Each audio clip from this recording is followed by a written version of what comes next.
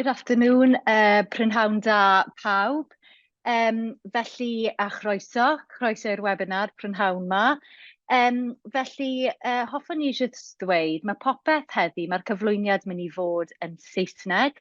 Felly, os oes gan unrhyw un cwestiynau yn y Gymraeg, gallai cyfieithu nhw a pasio fe ymlaen i'r person priodol. Good afternoon, everybody. I was just explaining that everything today, the presentation is going to be in English, but if anybody does have any questions in Welsh, I can translate them and pass them over to the most appropriate person. Diolch yn fawr, and I'll hand back over to Peter. Thank you, Kath. So just to introduce everybody, just to make everybody aware, there is a Q&A button at the bottom of your screen. So as we go through the presentation, if you could please type in any questions that you have into that Q&A function. We will then get round to answering those at the end of the session. And yeah, if I could please hand over and we'll start the presentation now.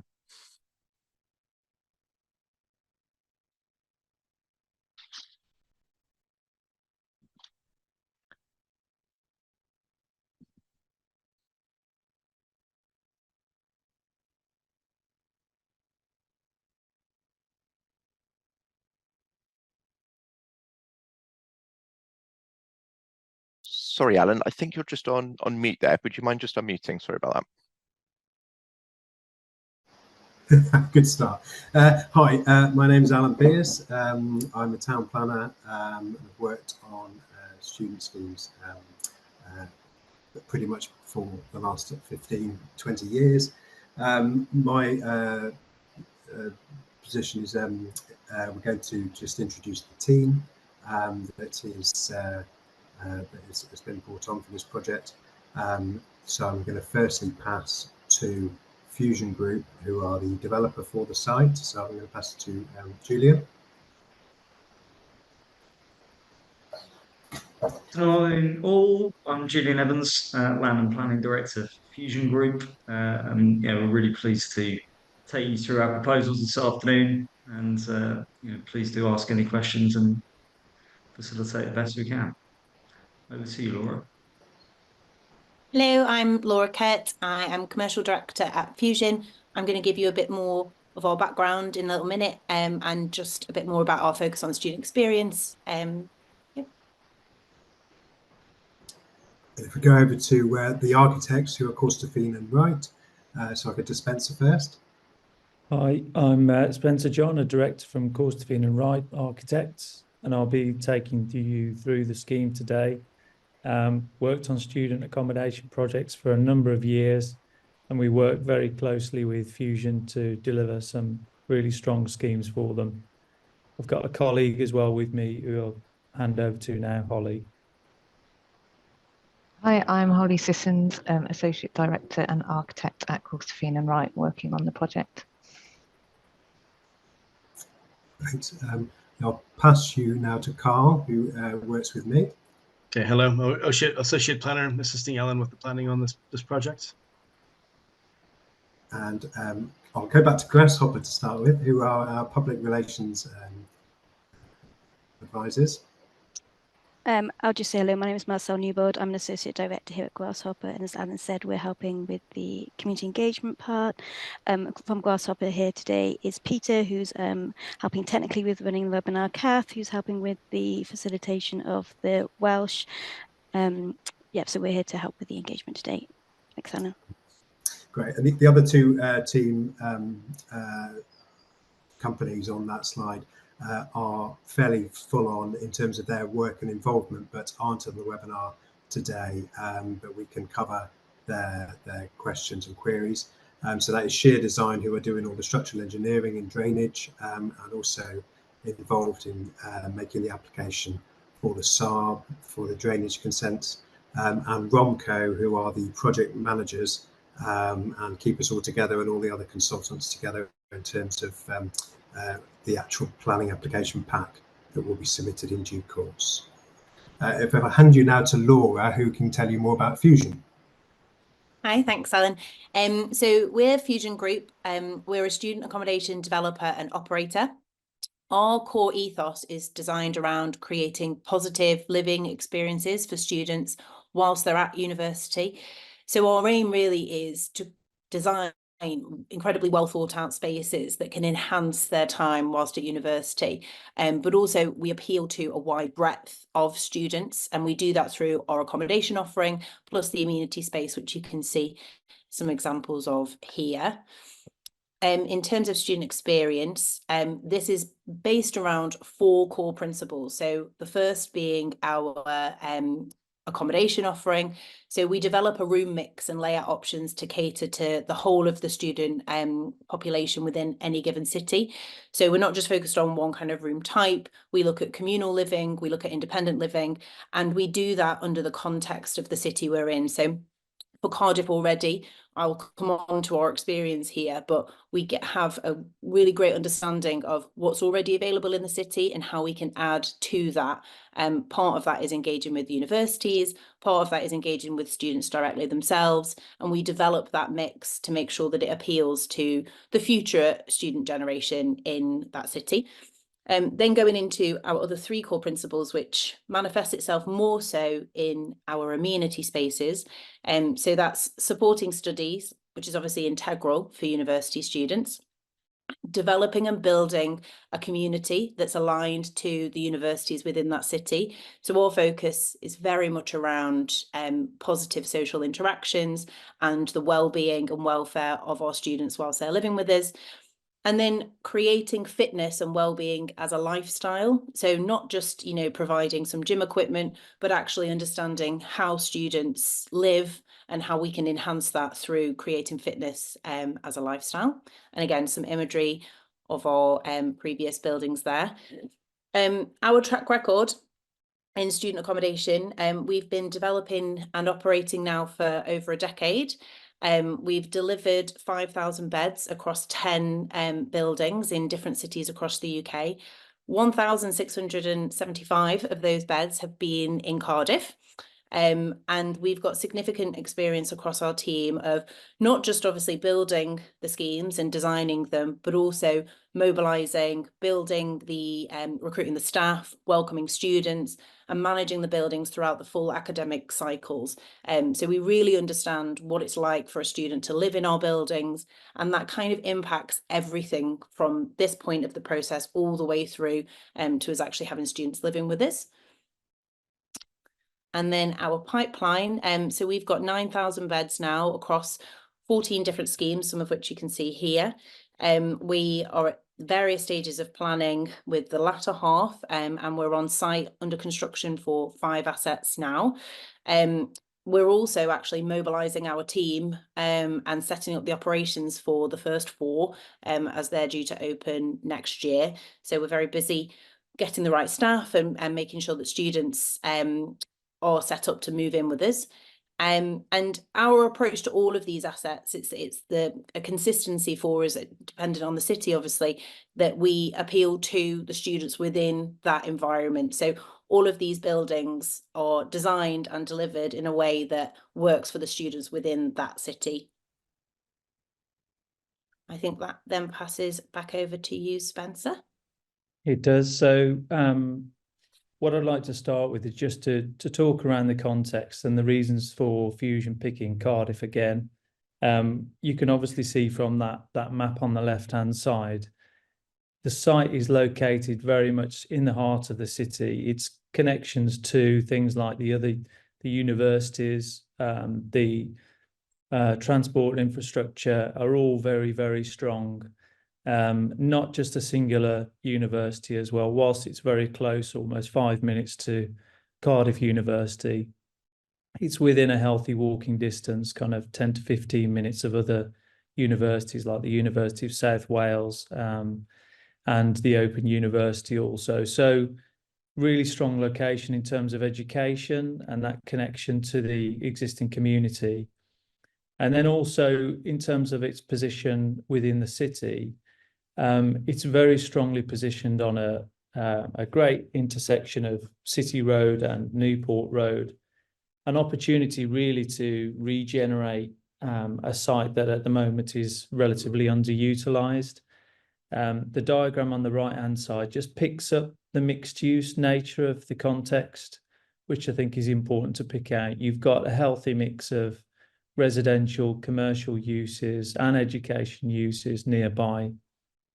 So a really strong, vibrant community that this new development can take its place in, and also play a huge part in its ongoing success. So looking just carefully at the site as it stands at the moment, the top left-hand photograph shows you the existing building. It's important to note that with sustainability considerations in modern development, that exploration of conversion of such buildings is very much a preoccupation. So we're demonstrating effectively what is the best use of this site in terms of redevelopment. The existing building has a lot of constraints in terms of conversion. At the moment, it's office space that's underlet and underutilized. It's been refurbished with the intention of promoting that use, but that use hasn't really been strong in recent times. The existing structure and the things like the floor plan depths and the story heights are very difficult to convert into other uses besides office use. So our approach of redevelopment with a new building is very much on that basis. The context is very varied, some great opportunities to take advantage of in terms of connecting to heritage. There are the infirmary buildings and the former church that sit opposite, which give really good opportunities to connect into in terms of materiality and putting something appropriate in the setting. You've also got that contrast of connection to more city scale buildings. So Eastgate House is an example of a much larger structure, and that will be effectively the other bookend on this site. Not necessarily the most positive of buildings to be working with, but we see it as an opportunity to improve the setting by placing a new building next to it. And then there's also a bit of an emerging student community that you can see the two middle shots pick up neighbouring developments. There's the neighbourhood on the bottom line, and then also in the middle, there's the West Wing that is as a recent development.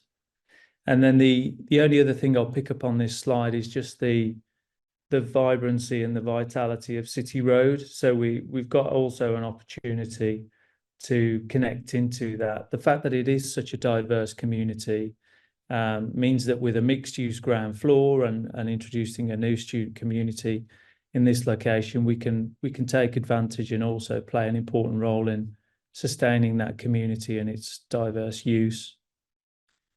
So in arriving at the solutions and the proposals that we'll put forward to you today, it's important to note that there's been collaboration and important pre-app consultation with the local authority. The proposals and the shape of the proposals that we're putting in front of you today have been a collaboration with them. So the massing studies that are on the left-hand side demonstrate that we've tested varying heights on that important corner. So the tallest element you can see on those diagrams is set on the intersection of City Road and Newport Road. Discussions were based around what was comfortable in that location and what is appropriate. Should it be a landmark scale of 24 plus stories, or should it be something that is kind of 14 to 16 stories that sits slightly more comfortably with Eastgate House and is seen to kind of have a stronger connection with the context.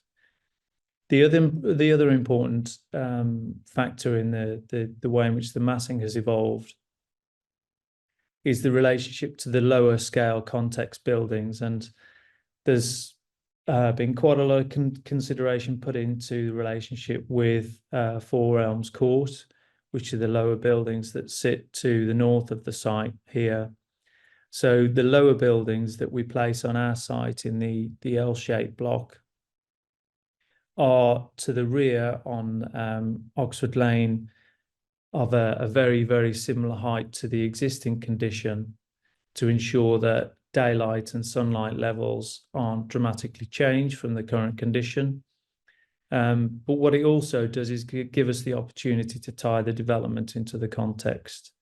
So the concept diagrams that you see on the right-hand side of the page just demonstrate that evolution of thinking. So going from the position of effectively filling the whole site, carving that out into two distinguished buildings, so an L-shaped building that has a relationship with the lower context, and a taller corner building that has the opportunity to reflect its position close to the city and talk about the emerging context.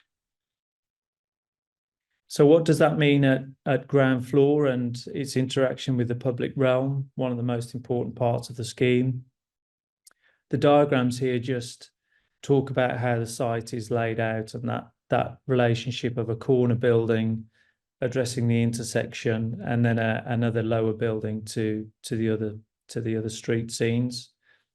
The opportunity to celebrate this site in terms of a gateway, that intersection, and being well viewed from almost a 360-degree viewing aspect.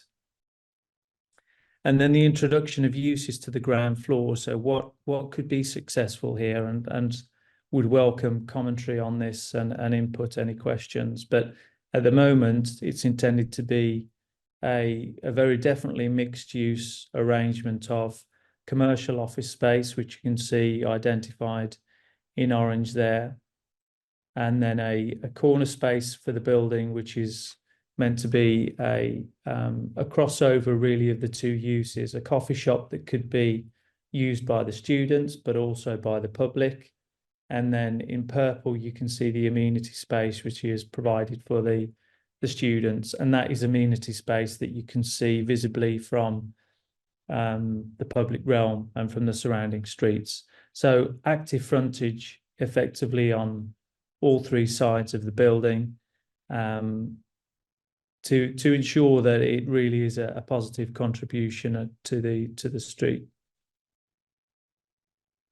And then just looking at the heights, looking at the heights of the buildings that are proposed. So these are the two key elevations, the top one being along City Road and the bottom one being along Newport Road.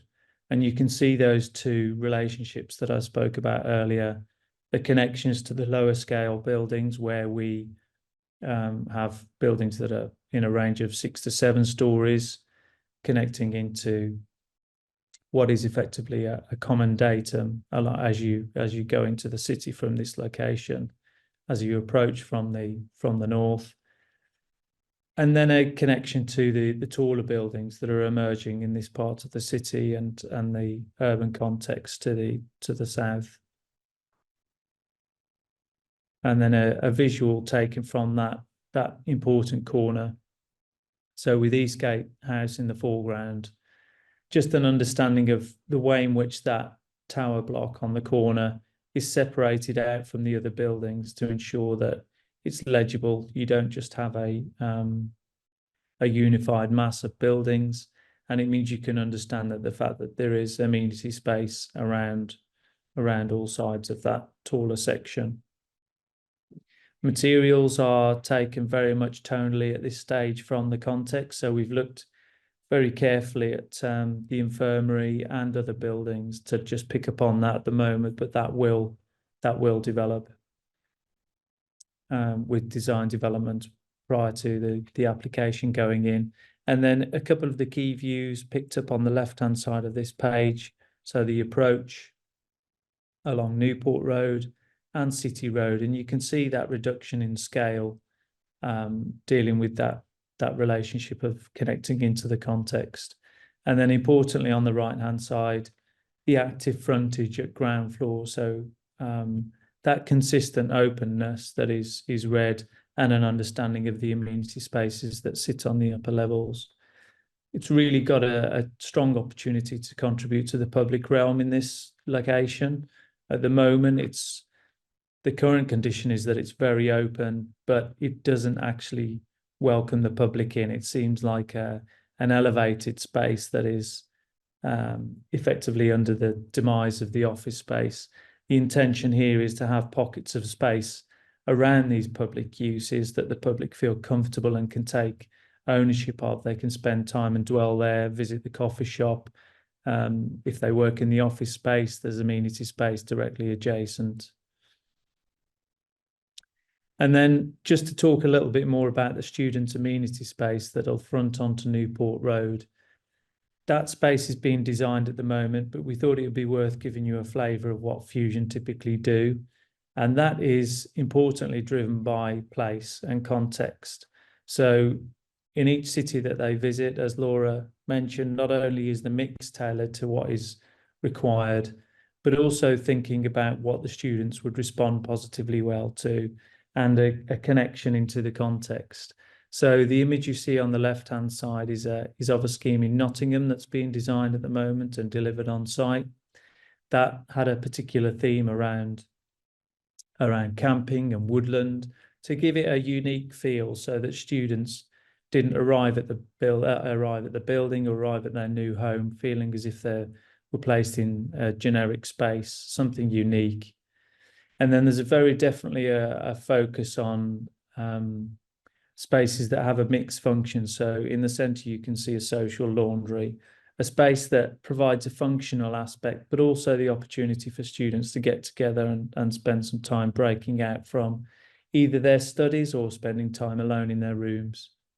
And that theme very much follows through to the external amenity spaces. So this, you can see it to the top of the page, is a typical external courtyard space that Fusion would provide, which gives opportunity for group gatherings similar to the internal space, but also the opportunity for people to just spend time in smaller groups.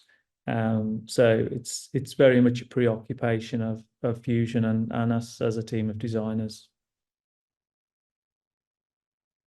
And then just a few words on the kind of rooms, the kind of accommodation that is provided for the students. Importantly, on every scheme, that provides a wide range of room sizes, which not only caters for separate needs, but it also caters for separate affordability levels, which is important.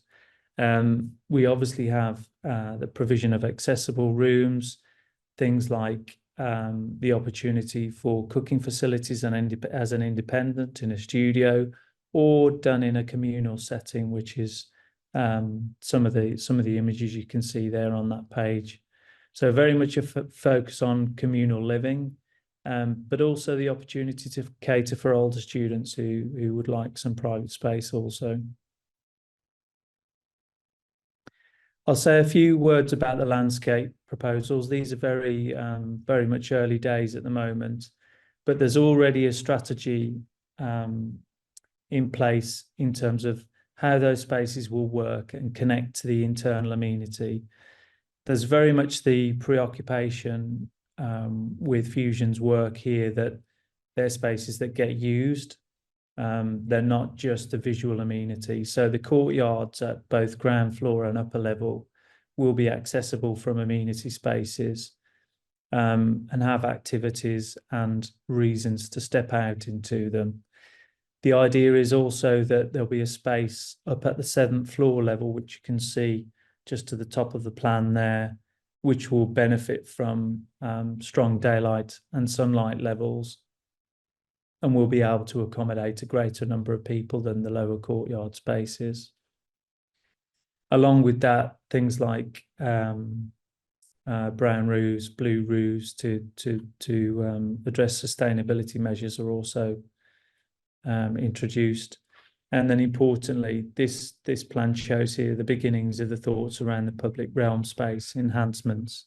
So a series of street trees, the opportunity for some public cycle stores, the opportunity for seating in between, and a connection with things like the coffee space and the office space as well that occupy the ground floor. So you can see just a little bit of look and feel on how those spaces can be, whether they're private or they interact with the public spaces, and the kind of materiality that's introduced to give them an inviting sense of welcome to students. I spoke a little bit about sustainability measures. You know, aside from the headlines of things like shooting for BREEAM outstanding, we'll have a minimum target of excellent. There's also a number of other important factors, things like sustainable drainage methods, very much a policy on health and well-being, an approach to biodiversity that influences the way in which the roof spaces are used. There's a zero car policy, which you'll be familiar with in terms of the approach for most student developments now, but also 50% secure cycling provision. So that is promoting sustainable travel for the students. And then in terms of the building design, things like energy use and air tightness are very much a preoccupation now. So I'll just hand to Laura just to talk about the management of the development for a moment. Thank you. So yeah, as I mentioned before, we're also a student accommodation operator. So we factor in the management of our schemes at this very early stage of the process, as it's integral for how the building overall will work, but also how we can navigate the design and the approach to our neighbours. So it allows us to consider things like the best way to manage deliveries, taxi drop-offs, the arrival of our students and giving them that first welcome. All of that gets factored into our initial considerations and design. And our focus, as Spencer mentioned, has always been around the well-being of our students. So we operate a 24-hour reception. Our staff are incredibly well trained in customer service, and they're mental health trained as well. So in order to actually deliver against those standards. But it's also about making sure that the students obviously have an amazing time whilst they live there and they're comfortable and they feel secure, but also that they understand that they're part of a community and are respectful of that. So our management team are laser focused on how they can best support the students and make sure that we are creating a positive community for the location. And we've got a tried and tested strategy for deliveries, for refuse management, for security, and obviously that community engagement side, which we've already set out in our residence management plan. And obviously we'll tailor specifics for the building to make sure that it's run efficiently for our staff, that our students feel like it's a well-managed and comfortable place to live, but also that there's zero impact to the local community. So yeah, that's the operations.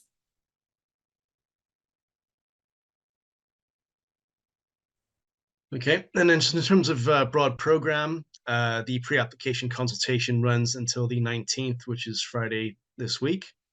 Thereafter, the feedback received from the consultation will be reviewed in tandem with feedback that we've received from the council and also the Design Commission for Wales. Where possible, the scheme will be amended to take the feedback into account. A full application will then be submitted to the council by the end of May 2024. Thereafter, and assuming good progress, we would expect the planning process to broadly take 3 to 4 months leading up to a planning committee. Should planning permission be granted, some time would be required, of course, to demolish the existing building. Thereafter, we would expect construction to take circa 2 years. And then we'd again be hoping to welcome students into the building by September 2029, maybe a little bit faster than this, but again, that depends on how the construction program progresses.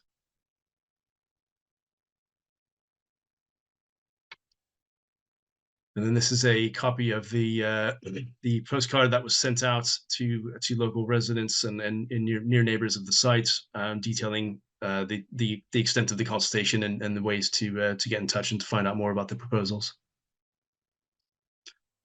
And then I believe if there's any questions from the attendees, we would be happy to field them now. Thank you.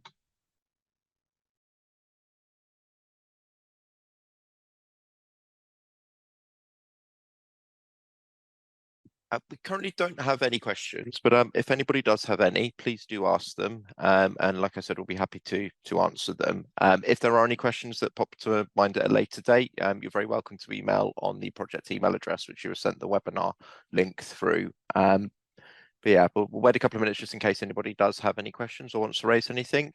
If not, please do email afterwards.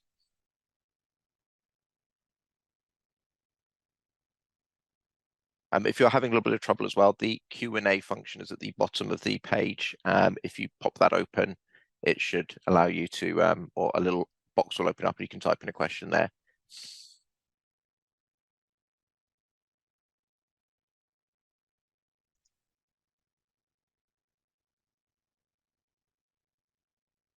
Okay then.